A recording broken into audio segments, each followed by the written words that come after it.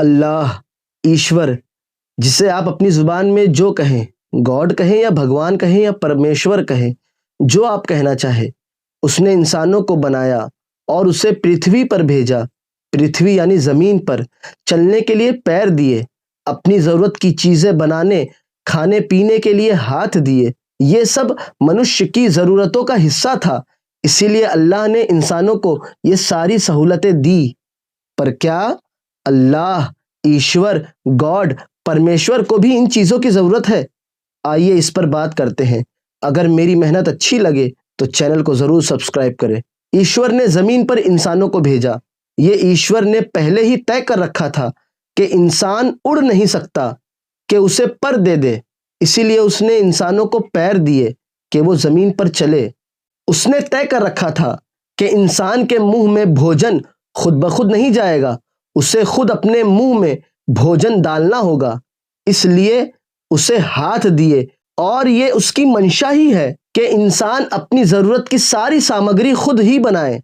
کوئی چیز جنت، سورگ سے نہیں آئے گی، اسی لیے اس نے انسانوں کو ہاتھ پیر دیے، جو منشیہ کے سب سے بڑے اوزار ہے۔ صرف دماغ سے منشیہ کچھ نہیں کر سکتا، ہر چیز بنانے کے لیے ہاتھ پیر کی ضرورت ہے۔ یہ سب اللہ کا بہت بڑا انعام ہے انسانوں پر کیا اسے بھی ہاتھ کی ضرورت ہے؟ اسے بھی پیر کی ضرورت ہے؟ آپ خود سوچیں، کیا اس نے یہ جو اتنا بڑا برہمانڈ بنایا ہے، اسے طے کرنے کے لیے، اس پر چلنے کے لیے پیر کی ضرورت تھی؟ نہ اسے ہاتھ کی ضرورت تھی، نہ اسے پیر کی ضرورت تھی۔ ایشور نے کچھ جیو ایسے بنائے جنہیں 2 ہاتھ دیے، 2 پیر دیے، اور کئی جیو ایسے بنائے جو چوپائے ہیں، یعنی 4 پیروں والے ہیں۔ کئی ایسے ہیں جنہیں پر دیے کہ وہ اڑ سکیں، اور وہ جیو جو پانی میں رہتے ہیں، انہیں نہ ہاتھ کی ضرورت تھی، نہ پیر کی ضرورت تھی، تو انہیں کچھ نہ دیا۔ مطلب برہمانڈ میں جس کو جس چیز کی ضرورت تھی، مالک نے وہ اسے عطا کی۔ کچھ جیو جو پانی اور زمین دونوں میں زندگی گزار سکتے ہیں، تو انہیں ایسا ہی کریٹ کیا کہ وہ دونوں جگہ پر آرام سے جیون بسر کر سکے۔ پر کیا اس اللہ، اس مالک کو زمین پر چلنا ہے کہ اسے پیر کی ضرورت ہے؟ کیا اس مالک کو کسی چیز کی نرمان کے لیے یا کھانے پینے کے لیے ہاتھوں کی ضرورت ہے؟ کیا اڑنے کے لیے پر کی ضرورت ہے؟ نہیں، وہ ان سب چیزوں سے پاک ہے۔ اب دیکھیں، کرسچینٹی میں گاڈ کے ایک نہیں انیک تصویریں ہیں، اور سب تصویروں میں اس کے ہاتھ پیر دکھائے گئے ہیں، تو کیا گاڈ بھی ہاتھ پیر کا محتاج ہے؟ اسی طرح ہندو دھرم میں سارے بھگوان اور سارے دیوی دیوتاؤں کے بھی ہاتھ اور پیر دکھائے جاتے ہیں، تو کیا ان کے بھگوان اور سارے دیوی دیوتا بھی ہاتھ پیر کے محتاج ہیں؟ یہ ایک بہت گمبھیر وشے ہے۔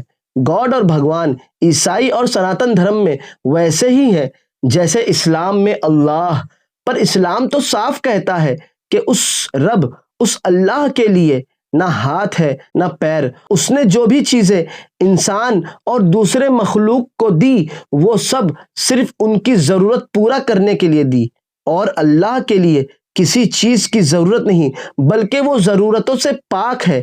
انسان کے لیے ہاتھ پیر کا ہونا اور دوسرے جیو جنتوں کے لیے ہاتھ پیر کا ہونا ان کی مجبوری ہے، پر اللہ کے لیے نہیں۔ تو عیسائی اور ہندو دھرموں میں گاڈ اور بھگوان کو کیوں ہاتھ پیر والا دکھایا جاتا ہے اور بتایا جاتا ہے؟ اور کیا عیسائی دھرم اور ہندو دھرم میں یہ پکا ثبوت بھی ہے کہ جو گاڈ ہے یا جو بھگوان ہے اس کے ہاتھ پیر بھی ہے؟ اگر اس کا کوئی پرمان ہے تو دکھائے، اور اگر نہیں ہے تو آخر کیوں اس گاڈ کی تصویروں میں اور بھگوانوں کی جو مورتیاں بنائی جاتی ہیں ان میں ہاتھ پیر دکھائے جاتے ہیں؟ ایشور تو وہی ہونا چاہیے نا جسے کسی چیز کی ضرورت نہ ہو، بلکہ سارے برہمانڈ کو اس کی ضرورت ہونی چاہیے۔ اور یہی اسلام دنیا کے سامنے پیش کرتا ہے کہ لوگوں، سچا رب، سچا مالک تو وہی ہے جو ہاتھ پیر کا محتاج نہیں، نہ ہی آنکھ کا، نہ ہی کان کا، نہ ہی منہ کا، نہ ہی کسی بھی چیز کا محتاج ہے۔ کسی بھی چیز کا محتاج ہونا یہ اللہ تعالی خدا کی، مالک کے شان کے خلاف ہے۔ اسی لیے اسلام کہتا ہے کہ اللہ کے ہاتھ پیر نہیں ہے۔